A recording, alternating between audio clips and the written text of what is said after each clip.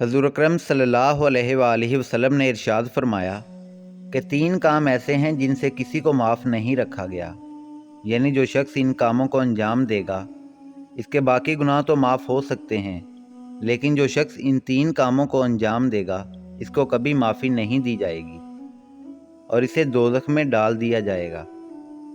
नाज़रीन, हदीस मोहम्मदी सल्लल्लाहु अलैहि वसल्लम में मिलता है कि जिस इंसान ने इन 3 कामों को अंजाम दिया तो इन कामों की कभी माफ़ी नहीं होगी। और जो बात हदीस में आ जाए तो ऐसी बात कभी झूठ हो ही नहीं सकती। जो अल्फाज नबी करीम सल्लल्लाहु अलैहि वसल्लम की ज़बान मुबारक से एक बार अदा हो जाएं तो फिर चाहे सूरज मगरब से तलू होकर मशरक़ में ग़ुरूब ही क्यों ना हो जाए, तो वो बात कभी झूठ हो ही नहीं सकती, बल्कि ऐसी बात हमेशा सच होकर रहती है। तो नबी करीम सल्लल्लाहु अलैहि वसल्लम ने अगर इरशाद फरमा दिया है कि इन 3 कामों से कभी भी इंसान को माफ़ नहीं रखा गया, तो इसका मतलब है कि जो भी इंसान इन 3 कामों को अंजाम देगा तो वह बरोज़े क़यामत अपने परवरदिगार के सामने इन कामों का जवाबदेह होगा। अगर आपने कभी भूल कर भी इन कामों में से किसी एक काम को भी अंजाम दे दिया है तो फ़ौरन अपने परवरदिगार से माफ़ी मांगें और गिड़गिड़ाएं कि अल्लाह, मुझसे अनजाने में भूल हो गई थी, मैं तुझसे माफ़ी मांगता हूँ, और यकीनन परवरदिगार आलम आपको इस गुनाह के लिए माफ़ ज़रूर कर देगा। लेकिन इसके साथ साथ आपको उस इंसान से भी माफ़ी मांगनी होगी जिसके साथ आपने ये गुनाह किया होगा, और जब तक वो इंसान आपको माफ़ नहीं करेगा तो अल्लाह ताला भी आपको माफ़ नहीं करेंगे। इसलिए लाजिम है कि आप इस इंसान से भी माफ़ी मांगें कि जिस इंसान के साथ आपने ये बुराई की हो। तो नाज़रीन, रसूल खुदा सल्लल्लाहु अलैहि वसल्लम की हदीस के मुताबिक सबसे पहली चीज़ जिसकी कोई माफ़ी नहीं होगी वो है वादा पूरा करना, चाहे मुसलमान के साथ किया गया हो या फिर काफिर के साथ। नाज़रीन, वादा पूरा ना करना इंसान को दोज़ख में लेके जा सकता है।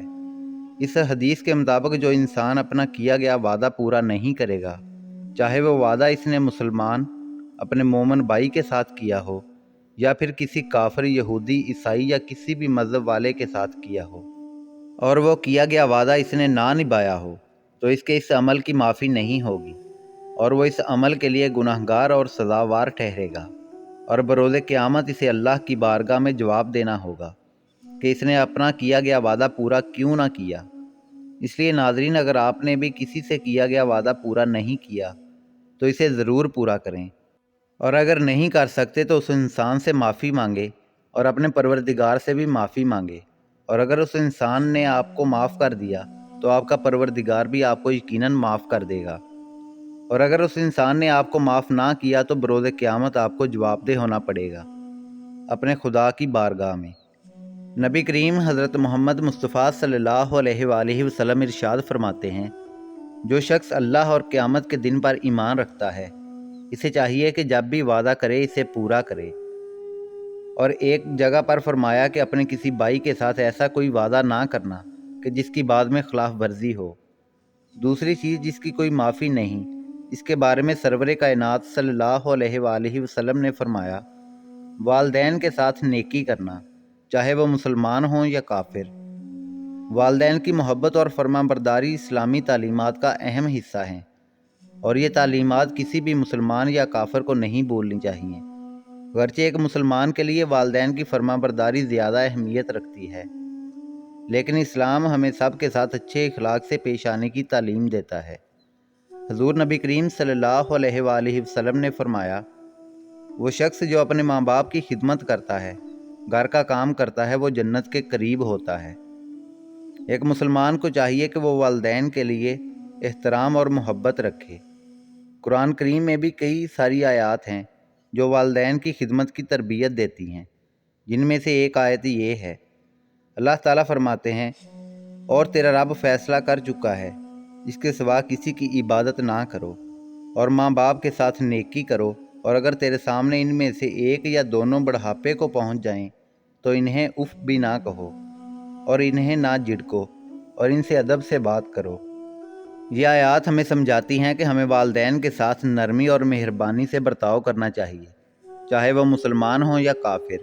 ایک مسلمان کے لیے والدین کے لیے خدمت کرنا اور ان کی خواہشات کو پورا کرنا عبادت کا ایک روپ ہے۔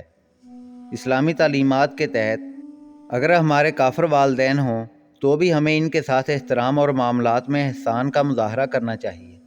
قرآن کریم میں ایک ایسی آیت ہے جو اس تعلیم کو بیان کرتی ہے، اور ہم نے انسان کو اپنے ماں باپ کے ساتھ اچھا سلوک کرنے کا حکم دیا، اور اگر وہ تجھے اس بات پر مجبور کریں کہ تو میرے ساتھ اسے شریک بنائے جسے تو جانتا بھی نہیں، تو ان کا کہا نہ مان۔ اس آیت میں پروردگار نے صاف صاف بتا دیا ہے کہ ہم نے انسانوں کو کہا ہے کہ وہ اپنے ماں باپ کے ساتھ اچھا سلوک کریں۔ اس آیت میں لفظ انسان آیا ہے، نہ کہ مسلمان، جس سے پتہ چلتا ہے کہ والدین کی قدر کرنا کتنا ضروری ہے، اگرچہ وہ کافر ہی کیوں نہ ہوں۔ اور اگر تمہارے والدین تمہیں یہ کہیں کہ میرے ساتھ کسی اور کو شریک بنا لو، تو اس کا کہنا ہرگز نہ ماننا۔ یعنی والدین کا اگر کوئی حکم اللہ تعالیٰ کی مرضی کے خلاف جا رہا ہو، جو کہ اس کے احکام کی خلاف ورزی کرے، تو ہمیں کبھی بھی ایسے حکم کی تعمیل نہیں کرنی چاہیے۔ اور اس کے علاوہ جو بھی کہیں جو اللہ تعالیٰ کے احکام کے خلاف نہ ہو، تو وہ بات ماننا ہم پر فرض اور واجب ہے۔ اور اگر ہم میں سے کوئی انسان وہ بات نہیں مانے گا تو وہ گناہ گار ٹھہرے گا۔ اب ہم بات کرتے ہیں اس تیسرے کام کی، جس کے بارے میں حضرت محمد مصطفیٰ صلی اللہ علیہ وآلہ وسلم ارشاد فرماتے ہیں کہ جس سے کسی کو معاف نہیں رکھا گیا۔ امانت کی ادائیگی، چاہے امانت کسی مسلمان کی ہو یا پھر کافر کی۔ امانت کی ادائیگی پر اسلام نے بہت زور دیا ہے۔ بحیثیت مسلمان ہم سب کا فرض بنتا ہے کہ جب بھی کوئی انسان ہمارے پاس امانت رکھے، چاہے وہ انسان مسلمان ہو، کافر ہو، عیسائی ہو، ہندو ہو یا یہودی ہو، تو ہمارا فرض بنتا ہے کہ اس کی امانت کی حفاظت اپنی جان سے کریں، اور اسے ویسے ہی وہ امانت لوٹائیں جس طرح اس نے ہمیں دی تھی۔ اسلام میں امانت کی اہمیت کو بہترین طور پر سمجھایا گیا ہے۔ اللہ تعالیٰ فرماتے ہیں کہ ہم نے آسمانوں اور زمین اور پہاڑوں کے سامنے امانت پیش کی، پھر انہوں نے اس کے اٹھانے سے انکار کر دیا اور اس سے ڈر گئے، اور اسے انسان نے اٹھا لیا، بے شک وہ بڑا ظالم اور نادان تھا۔ یہ آیت ہمیں بتاتی ہے کہ اللہ تعالیٰ نے امانت کو آسمانوں، زمین اور پہاڑوں پر رکھا تھا، لیکن وہ اسے قبول نہ کرنے پر مجبور ہوئے۔ صرف انسان نے امانت کو قبول کیا، لیکن وہ نادان اور ظالم تھا۔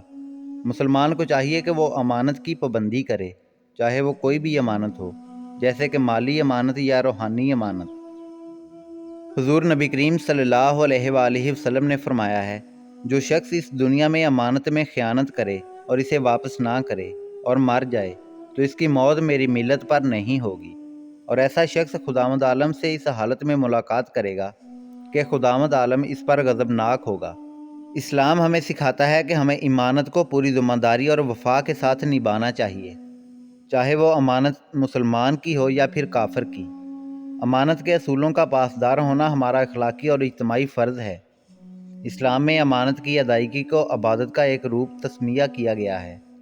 اگرچہ امانت کی پابندی کرنا ایک مسلمان کے لیے زیادہ ضروری ہے، لیکن اسلام ہمیں سمجھاتا ہے کہ ہمیں بھی انسانیت کی خدمت میں امانت کو نہیں بھولنا چاہیے۔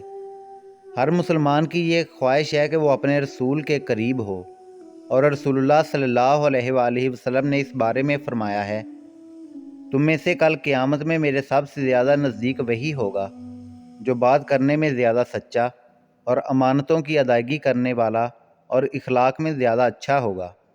تو ناظرین، اگر ہمیں اپنے رہبر، اپنے نبی، اپنے رسول، اپنے آقا کے قریب ہونا ہے تو ہمیں چاہیے کہ ہم سچ بولیں، اپنی زندگی سچائی کے ساتھ گزاریں اور کبھی بھی جھوٹ نہ بولیں، اور ہمیں ہمیشہ اپنی امانتوں میں دیانتدار رہنا چاہیے، کبھی بھی امانت میں خیانت نہیں کرنی چاہیے، چاہے پھر وہ امانت کسی مومن کی ہو یا پھر کسی کافر کی، کیونکہ جو بندہ امانت میں خیانت کرے گا تو بروز قیامت وہ رسول اللہ سے دور رہے گا، اور اس کی موت رسول اللہ کی امت میں سے نہیں ہوگی، اور جس کی موت رسول اللہ کی امت میں نہیں ہوگی تو وہ رسول اللہ کی شفاعت سے بھی محروم رہے گا۔ اس لیے ضروری ہے کہ ہم اپنی امانتوں کی حفاظت اپنی جان سے کریں۔ ایک مرتبہ میں آپ کو وہ پوری حدیث سنا دیتا ہوں جس کا آج کی ویڈیو میں ہم نے ذکر کیا۔ رسول اللہ صلی اللہ علیہ وآلہ وسلم فرماتے ہیں، 3 کام ایسے ہیں جن سے کسی کو معاف نہیں رکھا گیا۔ پہلا وعدہ پورا کرنا، چاہے مسلمان کے ساتھ کیا ہو یا پھر کافر کے ساتھ۔ دوسرا والدین کے ساتھ نیکی کرنا، چاہے وہ مسلمان ہوں یا کافر۔ تیسرا امانت کی ادائیگی، چاہے امانت کسی مسلمان کی ہو یا کافر کی۔ پروردگار ہمیں دین کی اچھی تعلیم اور سمجھ بوجھ نصیب فرمائے۔